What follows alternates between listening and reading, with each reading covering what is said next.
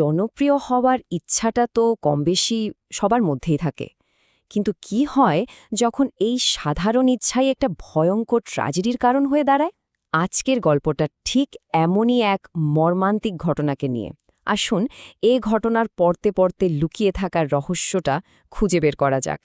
ভাবা যায় একটা সাধারণ স্কুল ট্রিপ, যার শেষটা হলো দুজন ছাত্রের মৃত্যু দিয়ে, আর একজন চিরদিনের জন্য বদলে গেল।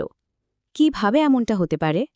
এই প্রশ্নের উত্তরটা কিন্তু লুকিয়ে আছে সেই ভয়াল রাতের ঘটনাগুলোর মধ্যে, যেখানে কয়েকটা কিশোরের একটা ছোট ভুল সিদ্ধান্ত সবকিছু ওলটপালট করে দেয়। গল্পের শুরুটা কিন্তু বেশ অদ্ভুত। একদম শেষ থেকে আয়ু নামের এক ছাত্র সকালে যখন ওর ঘুম ভাঙে, দেখে যে সে একটা পুলিশি তদন্তের মাঝখানে আটকা পড়েছে। আর সে যখন ভয়ে ভয়ে হোটেলের বাইরে ছুটে যায়, সেখানে যা দেখে তা এক কথায় হাড় হিম করে দেওয়ার মতো। তার সবচেয়ে কাছের দুই বন্ধু রোহান আর আমান সাদা চাদরে ঢাকা অবস্থায় মাটিতে পড়ে আছে। কিন্তু কিভাবে ঘটল এমনটা? এখানেই গল্পটা দুটো ভাগে ভাগ হয়ে যায়। একদিকে পুলিশের ব্যাখ্যা আর অন্যদিকে স্থানীয়দের এক গাছমছমে কিংবদন্তি। দেখুন, পুলিশ বলছে এটা একটা হত্যাকাণ্ড, কিন্তু ওখানকার লোকেদের বিশ্বাস একদম অন্যরকম। তাদের মতে এই জঙ্গলে এক প্রতিশোধপরায়ণ আত্মা ঘুরে বেড়ায়, আর এই সব তারই কাজ। তাহলে আসল সত্যিটা কোনটা? চলুন, সেটা জানতে হলে আমাদের একটু পিছিয়ে যেতে হবে, ঠিক আগের রাতে। এই যে এত ভয়ঙ্কর একটা ঘটনা, এর শুরুটা কিন্তু হয়েছিল খুব সাধারণ একটা কিশোর মনের ইচ্ছা থেকে। আর সেটা হলো জনপ্রিয় হওয়া। গল্পে তিন মূল চরিত্র হল আয়ু, আমান আর রোহান, খুব কাছের তিন বন্ধু। স্কুল ট্রিপে এসে ওরা একটা প্রত্যন্ত হোটেলে উঠেছে। তো হোটেলের জানালা দিয়ে একদিন ওদের চোখে পড়ে এক রহস্যময় হ্রদ। আর তখনই ওদের মাথায় একটা বুদ্ধি খেলে যায়। আগের ট্রিপে কিছু সিনিয়র নাকি এমনই এক রাতের অ্যাডভেঞ্চার করে রাতারাতি স্কুলের হিরো হয়ে গিয়েছিল। ব্যাস, ওরাও ঠিক করে ফেলল এই সুযোগটা কাজে লাগাতেই হবে। কিন্তু যেটা ছিল জনপ্রিয় হওয়ার একটা সোজা প্ল্যান, সেটাই যে খুব তাড়াতাড়ি একটা দুঃস্বপ্নে বদলে যাবে, তা ওরা কল্পনাও করতে পারেনি। রাত 10টা, ওরা তিনজন চুপি চুপি হোটেল থেকে বেরিয়ে পড়ল। প্রায় 1.25 ঘন্টা হাঁটার পরেও হ্রদের কোনো চিহ্ন নেই। পথ যেন ফুরাচ্ছেই না। ওরা ফোন বের করে দেখল নেটওয়ার্কের নামগন্ধও নেই। আর ঠিক তখনই ওদের বুকটা ধড়াস করে উঠল। ওদের বন্ধু রোহান উধাও। রোহানকে যখন ওরা খুঁজছে, হঠাৎ একটা অদ্ভুত শব্দ কানে আসে। মনে হচ্ছে এই গভীর জঙ্গলের অন্ধকারে কেউ যেন খচখচ করে মাটি খুঁড়ছে। ভয়ে ভয়েই ওরা সেই শব্দের দিকে এগিয়ে গেল। ঝোপের আড়াল থেকে ওরা যা দেখল, তাতে ওদের গায়ের রক্ত জল হয়ে গেল। রোহানই একটা গর্ত খুঁড়ছে। কিন্তু যখন রোহান ওদের দিকে মুখ ফেরালো, ওর চোখ দুটো ছিল অস্বাভাবিক, যেন কেউ চোখগুলো তুলে নিয়েছে আর সেখানে শুধু দুটো মিশমিশে কালো গহ্বর রয়ে গেছে। আমান যেই না রোহানের কাছে গেছে, ও একেবারে পশুর মতো হিংস্র হয়ে উঠল। আমানকে এক ধাক্কায় ফেলে দিল। এরপর রোহান কেমন যেন অদ্ভুত আচরণ করতে করতে জ্ঞান হারিয়ে ফেলল।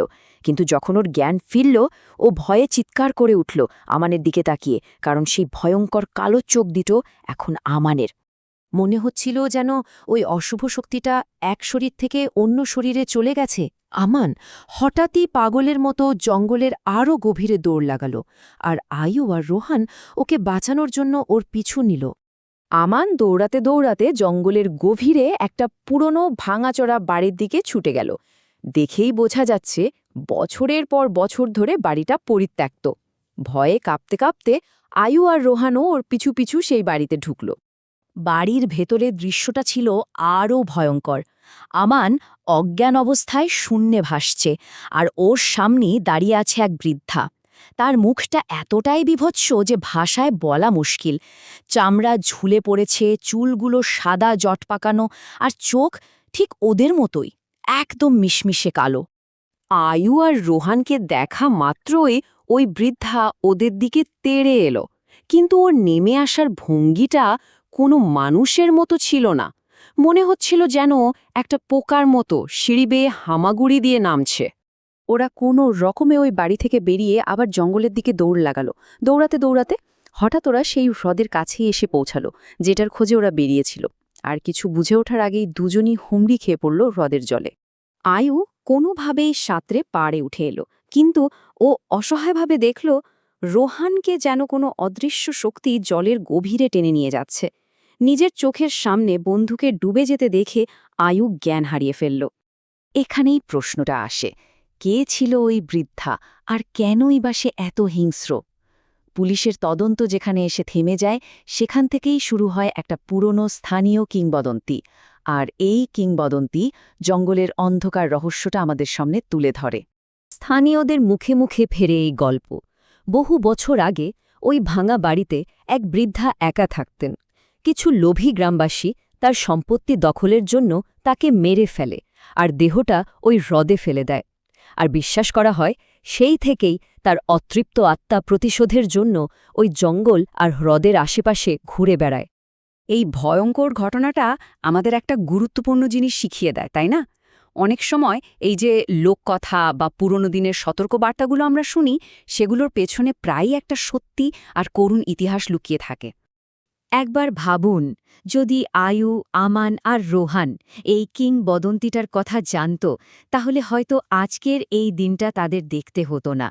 কিন্তু জনপ্রিয় হওয়ার সেই অন্ধ ইচ্ছাটা শেষ পর্যন্ত তাদের জীবনের থেকেও বড় হয়ে দাঁড়াল। তাহলে শেষ প্রশ্নটা এটাই, এই ট্র্যাজেডির জন্য আসলে দায়ী কে? ওই প্রতিশোধপরায়ণ আত্মা, নাকি ওই ৩ বন্ধুর এক মুহূর্তের অবিবেচক সিদ্ধান্ত? এই উত্তরটা হয়তো চিরকাল রহস্যই থেকে যাবে।